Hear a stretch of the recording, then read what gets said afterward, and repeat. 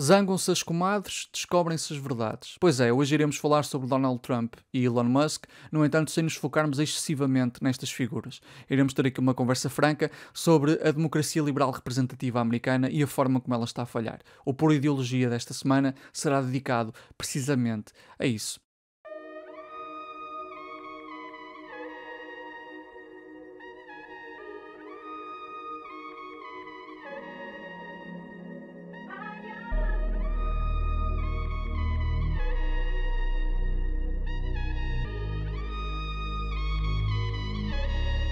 It's pure ideology.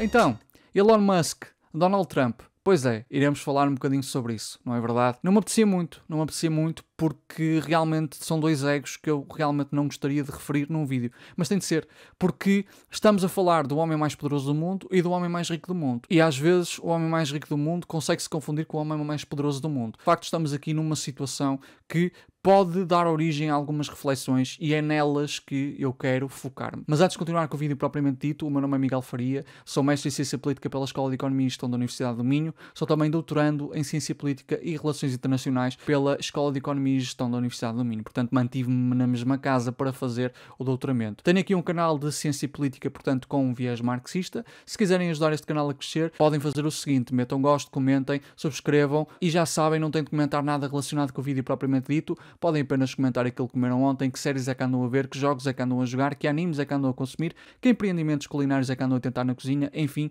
toda uma série de coisas para o algoritmo compreender que este canal tem imensa tração, ou alguma tração, imensa tração se calhar é um exagero, mas tem tração, já tem 10 mil subscritores, já é uma coisinha. Vamos falar de Elon Musk e Donald Trump, é isso que interessa. Tenho visto muita gente a dizer como é que nós chegamos a este ponto, como é que chegamos ao ponto em que o farol da democracia está neste momento nas mãos de duas figuras, de duas crianças autênticas, uma que por acaso é a mais rica do mundo e a outra que por acaso é presidente do país mais poderoso do mundo. Como é que nós chegamos a este ponto em que pode-se criar até uma cisão no próprio Partido Republicano por causa deste choque de egos? Nós chegamos a um ponto em que não só os Estados Unidos se estão a revelar um império em decadência e por isso algumas medidas desesperadas por parte de Donald Trump.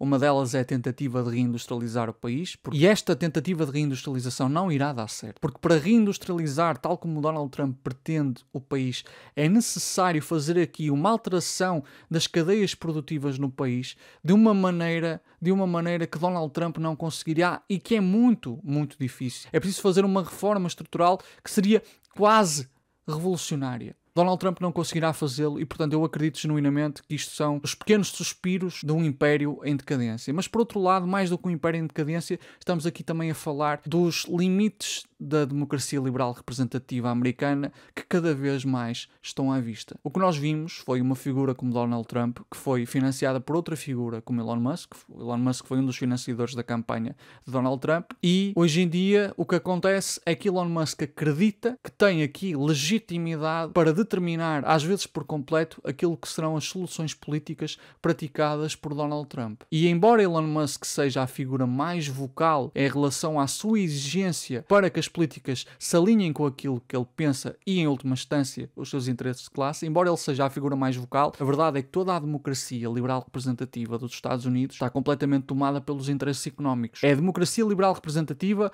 para a qual vocês olham e veem, não, isto de facto tem aqui uma série de grupos económicos a financiar quer os republicanos, quer os democratas, e são eles que verdadeiramente determinam os resultados das políticas praticadas pelo Executivo, e não só das políticas praticadas pelo Executivo, mas também do sentido de voto no Congresso e no Senado. Nós conseguimos perceber completamente, até porque nós sabemos quem é que são os lobistas, quem é que tem reuniões com os lobistas, etc, etc. Isso está claro como água, claro como não está em muitos países, inclusivamente Portugal, que tem muitos problemas de ingerência dos grupos económicos naquilo que é a execução do poder, quer legislativo, quer executivo. Elon Musk é só a figura mais vocal, é só a figura que berra mais, até porque teve um cargo governamental no departamento de Dodge, até porque foi uma figura que estava sempre na sala oval quando Donald Trump era entrevistado, mas isso não quer dizer que, sendo ele uma figura mais vocal, não existam outras pessoas menos vocais que também tenham muito interesse na definição daquilo que é a política americana e realmente estejam a contribuir para a decadência total desta democracia liberal representativa. É por isso que os marxistas chamam isto de democracia burguesa.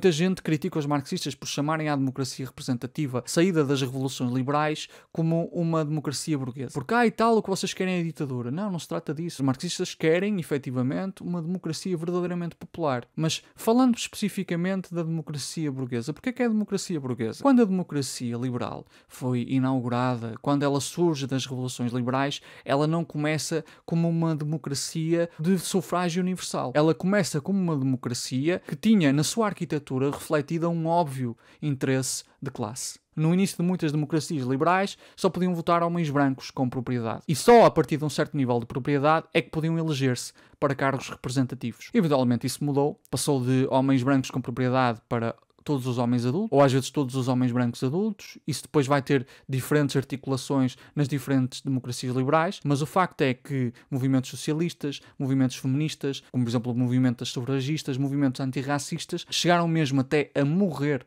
para conseguir que hoje em dia a democracia liberal tivesse o sufrágio universal. No entanto, a extensão do sufrágio não acabou com os interesses de classe a que a democracia liberal atende. Há outras formas e uma delas revela-se nos Estados Unidos. Nos Estados Unidos há o financiamento dos partidos e particularmente o financiamento das campanhas, que é uma coisa que fica mesmo muito evidente. Quer o Partido Republicano, quer o Partido Democrata são financiados por grupos bilionários e muitas vezes esses grupos bilionários estão a financiar quer o Partido Republicano, quer o Partido Democrata. Isso significa que eles estão tão interessados no Partido Democrata como no Partido Republicano no que diz respeito à feitura de políticas? Não necessariamente. Apenas significa que, meu amigo, eu financiei a tua campanha, eu estive a financiar o teu partido, portanto, independentemente do voto popular, independentemente do candidato que ganhe, eu asseguro que os meus interesses são praticados quer na Câmara Legislativa, quer no Poder Executivo. É tão simples quanto isso. E vocês podem ter a certeza que tanto as presidenciais como as midterms têm grande financiamento nos Estados Unidos. É isso que de facto acontece. Aliás, até surgiu uma notícia em que o Donald Trump ameaçou o Elon Musk para não financiar o Partido Democrata. E eu não me admiraria nada que ele o fizesse. Não é por uma questão de ego, é porque os seus interesses de classe assim o determinam. Se ele financiar o Partido Democrata, depois pode fazer exigência, mesmo através de lobistas, e os lobistas são amplamente conhecidos, é uma profissão reconhecida nos Estados Unidos, para que as suas vontades ou as vontades do seu setor industrial sejam praticadas naquilo que é o poder executivo e também, obviamente, o poder legislativo, porque os congressistas também estão dependentes de financiamento de campanha. Então a democracia burguesa é um modelo segundo o qual os interesses de classe, da classe, neste momento a classe capitalista, se manifestam de várias formas e se executam de várias formas. Nos Estados Unidos nós vemos isso de forma clara como água. E isso leva necessariamente aqui a uma falha no nexo de representatividade. Ou seja, a ideia de soberania popular que nos é vendida nas democracias liberais, a ideia de que o povo é soberano, é subvertida pelo facto de que, em boa verdade, isto é uma democracia que atende aos interesses de uma classe específica, que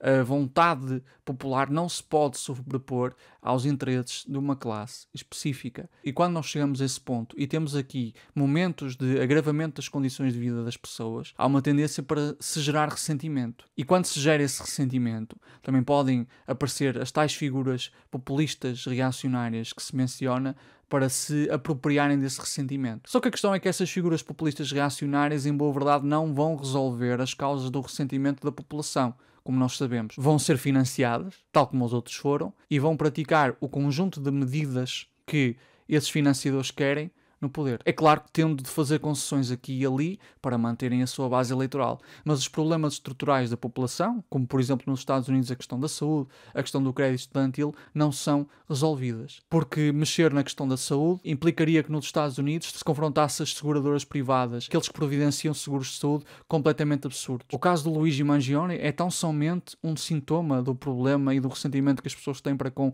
a questão da saúde nos Estados Unidos. E é curioso que a United Healthcare, a partir da morte do CEO Brian Thompson, tenha começado a ser um bocadinho mais benevolente para com os seus segurados e até esteja a levar com muitas reclamações por parte dos seus acionistas, porque está a reduzir as suas margens de lucro para atender melhor os seus segurados e, por sua vez, evitar que o próximo CEO também seja...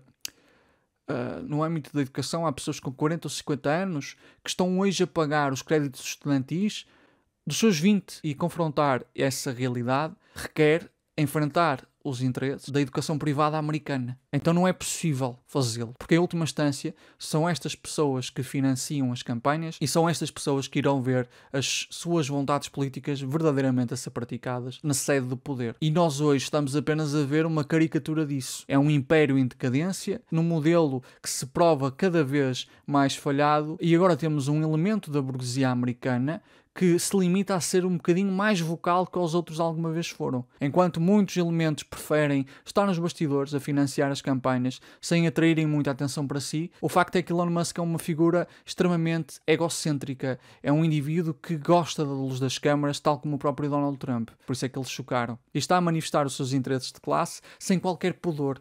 É isso que está a acontecer. Então como é que nós chegamos aqui? Pela própria definição da democracia burguesa. Foi graças à própria definição da democracia burguesa. Isto estava para acontecer. Nós só precisávamos de um elemento da burguesia americana que realmente fosse mais vocal e entrasse em choque precisamente com um populista reacionário, também ele membro da burguesia americana. Mas isto também acontece porque, com o exacerbar da desigualdade nos Estados Unidos, nós temos aqui a formação de figuras com uma quantidade de capital que é completamente obscena. E eu acho que é normal que essas figuras acabem por desenvolver aqui uma sensação de omnipotência, tal como eu creio que acontece no caso de Elon Musk, que se vêem aqui até com a possibilidade de confrontar o presidente do seu próprio país. E vocês sabem perfeitamente que eu não tenho qualquer apreciação por Donald Trump, não tenho mesmo de todo. Mas acho que isso está a acontecer. Então eu realmente não acho que isto seja uma nova era na política americana necessariamente. É apenas uma manifestação da decadência do Império Americano e, por outro lado, o exacerbar de coisas que já estavam presentes há muito tempo. A democracia americana, que eu tenho muita dificuldade em chamar de democracia, mas chamemos-lhe democracia, a democracia burguesa americana está completamente capturada pelos interesses de classe de quem realmente financia as campanhas, quer do Partido Republicano, quer do Partido Democrata. E isso hoje está mais visível do que nunca. Mas isto não é uma coisa que nos deve surpreender, não é uma coisa que deve ser encarada como algo novo, apenas algo que se foi exacerbando, e se foi exacerbando necessariamente por causa do próprio desenvolvimento do neoliberalismo no país. Os Estados Unidos, desde a década de 80, que não têm aumentos reais do salário da classe trabalhadora. Os Estados Unidos, neste momento, estão a dar cabo daquilo a que se chama a classe média. E essa classe média ressentida, essa chamada classe média ressentida, tem uma tendência para votar nos populistas reacionários. Como não há um aumento dos salários que seja real, toda a riqueza que tem vindo a ser gerada naquele país tem-se concentrado. E nós vemos que a concentração de riqueza nos Estados Unidos é cada vez maior.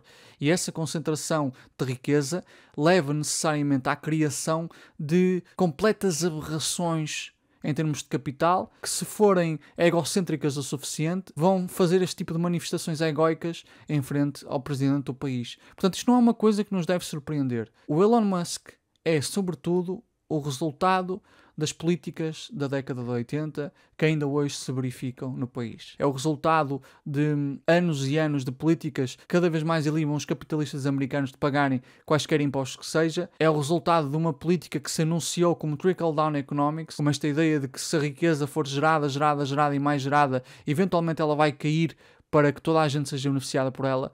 Mas até agora nós não vimos aqui nenhuma trickle-down. Houve muita criação de riqueza, mas o trickle-down ainda está em falta. Então é isto. Eu não consigo arranjar mais formas de explicar isto. No fundo, é este o ponto a que chegamos. Só estamos a ver um exacerbar daquilo que já era bastante evidente nos Estados Unidos. E agora estamos a ver um império em decadência a correr atrás do prejuízo, percebendo que a China está a ter um desenvolvimento económico estrondoso e provavelmente vai tornar-se a potência económica nos próximos anos, ou a maior potência económica nos próximos anos.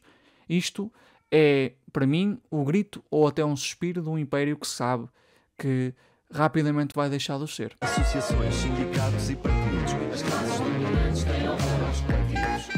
Associações, sindicatos e partidos. As classes dominantes têm horror aos coletivos. Associações, sindicatos e partidos. As classes dominantes têm horror aos coletivos. Associações, sindicatos e partidos.